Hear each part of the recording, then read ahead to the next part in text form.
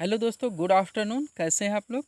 दोस्तों, ये हमारा यूपीपीएससी आरओ जीएस प्रीलिम्स 2022 का टेस्ट सीरीज़ नंबर 12 है, जिसमें हम लोग भारतीय राष्ट्रीय आंदोलन के महत्वपूर्ण एमसीक्यूज़ को टेस्ट सीरीज़ के ज़रिए सॉल्व करेंगे और देखेंगे कि हमारे कितने क्वेश्चन सही हो रहे हैं। तो चलिए दोस्तों, ज़्यादा समय न लेते हुए हम लोग इसे सॉल्व करना आरम्भ करते हैं।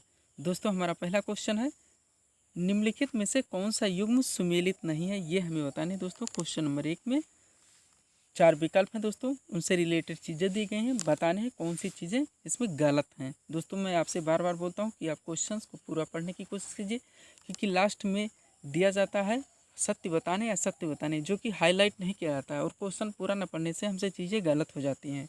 तो चलिए दोस्तों, हम लोग पहला क्वेश्चन सॉल्व करते हैं। ये नंबर में चंपारण दिया गया है, जिसके सामने महात्मा गांधी दिया गया है। बिल्कुल सही दोस्तों, चंपारण आंदोलन के नेतृत्वकर्ता कौन थे? महात्मा गांधी, यानी ये हमारा सही है। भी देखते हैं बारदोली सत्याग्रह, तो बारदाली सत्याग्रह के सामने वल्लभ भाई पटेल दिया गया, ये भी बिल्कुल सही है दोस्तों।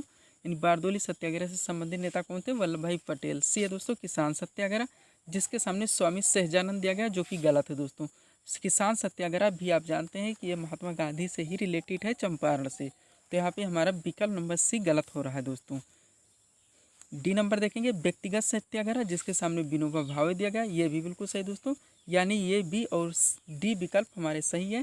क्वेश्चन दोस्तों हमारा किसान सत्याग्रह, जो कि विकल्प नंबर सी है, गलत हो रहा है, और हमें यहाँ गलत कथन के चयन करने थे, तो हमारा आंसर आ रहा है दोस्तों विकल्प नंबर सी। नेक्स्ट देखेंगे क्वेश्चन नंबर 2 को।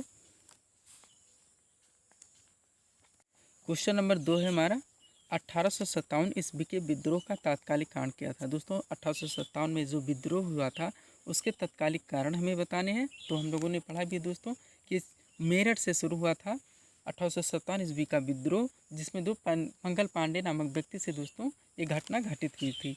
तो हमारा आंसर आएगा दोस्तों यहाँ पे सैनिकों द्वारा चर्बीयुक्त कारतूस का प्रयोग, यानी विकल्प नंबर डी। हम लोग जानते हैं दोस्तों, मंगल पांडे द्वारा, सिपाही मंगल पांडे द्वारा चर्बी युक्त लेके दोस्तों कारतूस को मुंह से काटने से मना कर दिया गया था, जिसके कारण दोस्तों अंग्रेज़ों द्वारा उन्हें पकड़ लिया गया था। तो दोस्तों यहीं से घटना हमारी शुरू हुई थी, 1857 ईस्वी की क्रांति।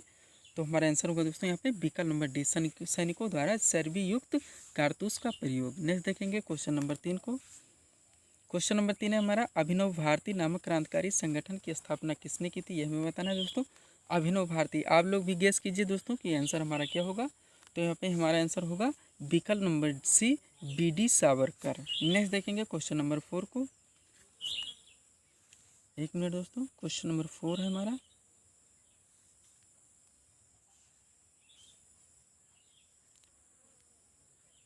क्वेश्चन है, कांग्रेस का प्रथम विभाजन किस अधिवेशन में हुआ? हमें बताना है दोस्तों, कांग्रेस का प्रथम विभाजन किस अधिवेशन में हुआ? तो हम लोग जानते हैं दोस्तों कि कांग्रेस का प्रथम अधिवेशन हुआ था सूरत के कांग्रेस अधिवेशन में, जो कि 1907 में हुआ था, जिसमें दोस्तों गरम दल और नरम दल में विभाजन हो गया था।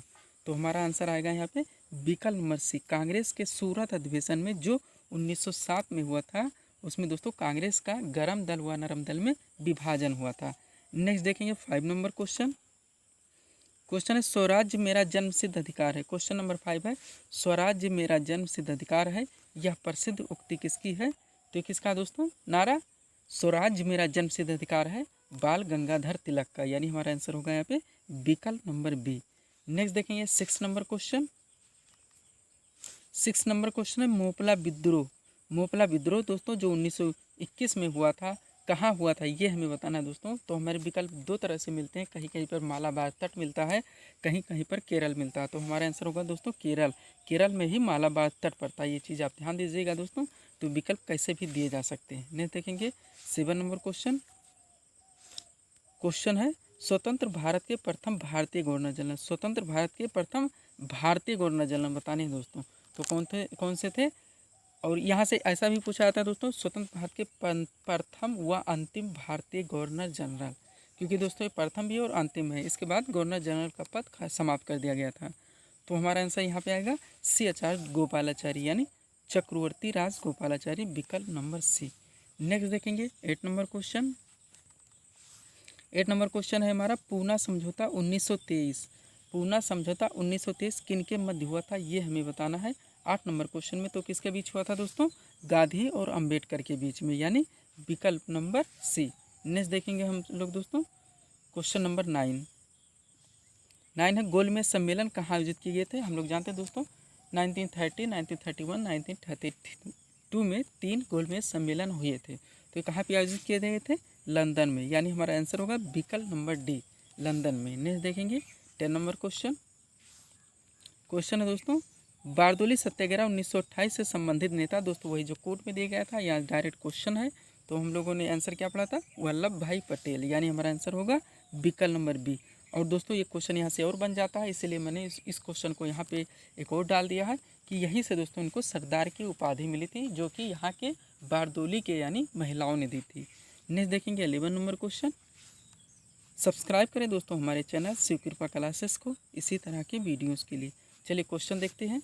होम रूल आंदोलन का उद्देश्य क्या था, ये हमें बताना दोस्तों। होम रूल आंदोलन का उद्देश्य क्या था? क्वेश्चन नंबर 11 है ये हमारा। तो ये नंबर है दोस्तों अंग्रेज़ों को परेशान करना और उनके विरुद्ध विद्रोह करना, जो कि बिल्कुल गलत है, ऐसा थोड़ी था। होम रूल आंदोलन 20 स्वशासन प्राप्त करना, अंग्रेज़ों को भारत से निकाल देना, ये भी नहीं था दोस्तों। होम रूल आंदोलन का एकमात्र उद्देश्य था ब्रिटिश साम्राज्य के अंतर्गत स्वशासन प्राप्त करना, यानी विकल्प नंबर सी यहाँ पे हमारा आंसर होगा। नेक्स्ट देखेंगे 12 नंबर क्वेश्चन है भारत में साइमन कमीशन के आगमन के विरोध का नेतृत्व किसने किया? भारत में साइमन कमीशन के आगमन के विरोध का नेतृत्व किसने किया? तो किसने किया था दोस्तों? लाला लाजपत राय, क्योंकि हम लोग जानते हैं दोस्तों गो बैक टू कमीशन बोलते हुए लाहौर में इनके ऊपर लाठियाँ चलती, जिसके कारण ये बहुत ज़्यादा पीड़ित हो गए थे और इनकी अंततः मृत्यु हो गई थी। तो दोस्तों और विरोध क्यों था? क्योंकि दोस्तों जो तीनों सदस्य थे उसमें एक भी दोस्तों सदस्य जो था वो भारतीय नहीं था, इस कारण इसका विरोध हुआ था। इसमें जितने भी सदस्य थे वो सब अंग्रेज ही थे। नेक्स्ट देखेंगे हम लोग 13 नंबर क्वेश्चन। अनुशीलन समिति की स्थापना किसने की थी, ये हमें बताना है दोस्तों। क्वेश्चन नंबर 13 में अनुशीलन समिति की स्थापना किसने की थी? तो ये की थी वीरेंद्र कुमार घोष ने, यानी हमारा आंसर होगा यहाँ पे विकल्प नंबर सी।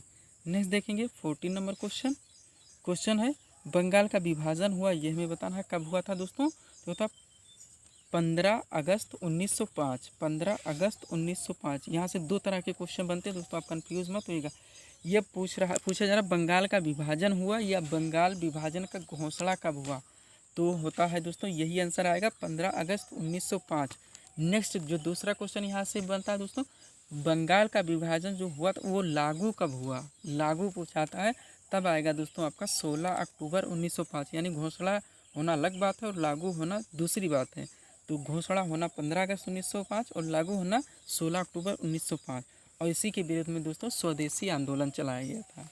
नेक्स्ट देखेंगे हम लोग 15 नंबर क्वेश्चन है हमारा 15 नंबर। स्वदेशी आंदोलन शुरू किया गया था, ये हमारा क्वेश्चन भी वही आ गया दोस्तों। तो क्यों किया गया था? बंगाल विभाजन के विरोध के रूप में, यानी हमारा आंसर आएगा विकल्प नंबर ये, बंगाल विभाजन के विरोध के रूप में स्वदेशी आंदोलन शुरू किया गया था।